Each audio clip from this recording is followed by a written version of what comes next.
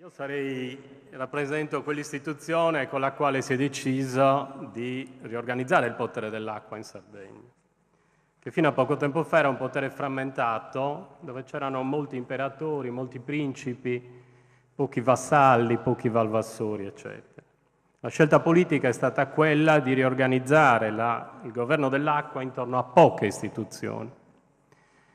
E la catena di gestione oggi è estremamente semplificata, come sanno bene anche tutti gli utenti che sono qua presenti. Però qualunque modello politico si misura con la realtà. In questo momento l'ENAS gestisce 1 miliardo di metri cubi d'acqua, cioè il 70%, anzi un po' di più, perché ci sono anche i bacini dell'Enel che l'ENAS non gestisce, quindi diciamo che in questo momento ci sono 1 miliardo e 200 milioni di metri cubi d'acqua disponibili, circa fra il 79 e l'80% della capacità di invaso nella nostra regione. Quindi i nostri ospiti egiziani intuitivamente direbbero: ma di che cosa vi lamentate? Avete l'80% della vostra capacità di invaso oggi. Invece la testimonianza di chi mi ha preceduto dice chiaramente che invasiamo tutta quest'acqua, però la invasiamo in maniera disomogenea. E l'idrologia, cioè la dinamica della piovosità in Sardegna, ci colpisce in maniera inomogenea. Noi siamo nati campanilisti e tristemente adesso vediamo che il campanilismo idrico, o come dire le subregioni idriche, le piccole isole della nostra realtà, vivono differenze profonde. Quindi noi ci dovremmo gestire, paradossalmente in questo momento, una situazione di disponibilità idrica molto significativa nei maggiori bacini. Quest'inverno abbiamo riempito il sistema del Flumendosa, quasi del tutto. Al Tirso siamo alla massima capacità di invaso stamattina. Siamo riusciti a riempire Maccheronis. Non ho il tempo nei miei 5 minuti di descriversi che cos'è gestire Maccheronis in questo momento, però da Maccheronis oggi parte un tubo, un unico tubo, che alimenta sia i comprensori irrigui che i comprensori turistici. L'acqua di Maccheronis arriva sino a San Teodoro e Budoni e non credo che ragionino come quella testimonianza storica che abbiamo ascoltato prima. Quell'acqua da un unico tubo, e quindi capite cosa vuol dire gestire una cosa di questo genere, alimenta agricoltura e idropotabile con una forte presa turistica. Quindi ne abbiamo di strada da fare ancora, ne abbiamo tanta di strada da fare. E poi ovviamente ci sono delle diversità profonde. Nella stessa condizione della Nurra si trova anche il Sulcis in questo momento. Se ne parla di meno, perché? Perché la crisi industriale ha ridotto drasticamente la domanda d'acqua del Sulcis. E quindi con pochi milioni di metri cubi d'acqua che riusciamo a far arrivare dal Flumendosa, in qualche modo stiamo tamponando la situazione. O forse c'è anche il fatto che nei Sulcis sono talmente abituati a subire che urlano meno in questo momento.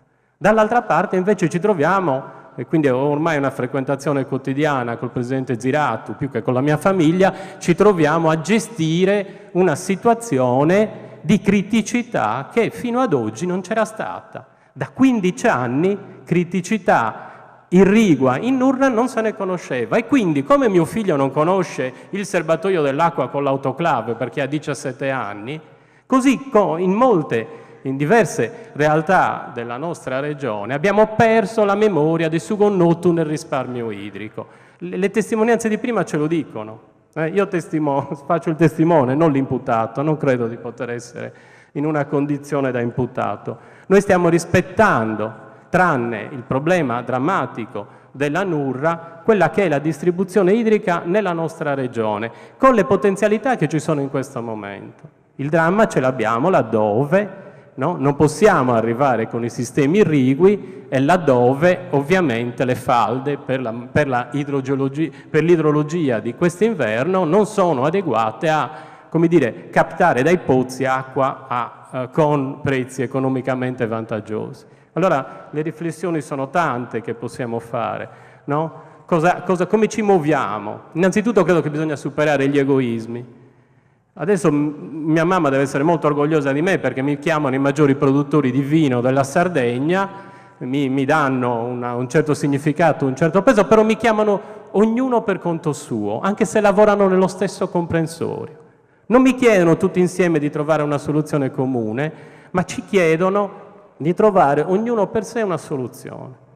Allora, molti egoismi li dobbiamo superare, dobbiamo ritornare a ragionare diversamente. Le osservazioni che facevano gli agricoltori prima, gli allevatori che sono intervenuti prima, sono molto corrette. Dobbiamo cambiare Sugonnotu, cioè quel Sugonnotu, così come abbiamo inventato Tiscali, dobbiamo importare dall'altra riva del Mediterraneo, che non è poi così lontana. Possiamo usare più tecniche per il risparmio idrico. Io vorrei che mio figlio o i miei figli vedessero, no, come oggi quello che riusciamo ancora a produrre con 1000 litri, fra un po' di anni, applicando tutta la conoscenza che c'è, rispetto alla quale dobbiamo fare ancora molta strada, lo si possa produrre con 50 litri. Quello che consumiamo a casa nostra è ancora veramente eccessivo rispetto a quanti siamo, almeno a quanti siamo ufficialmente, perché poi la popolazione fluttuante è enormemente più grande rispetto a quella che visivamente o ipoteticamente conosciamo. Quindi noi dobbiamo soddisfare le esigenze idriche di tutti. In più noi rappresentiamo un costo sociale. Ho un minuto? O sono poi finiti 5 minuti? Un minuto? Chiudi. Chiudo. Noi siamo un costo sociale. Noi rimborsiamo ai consorzi di bonifica le spese energetiche per mettere l'acqua in pressione.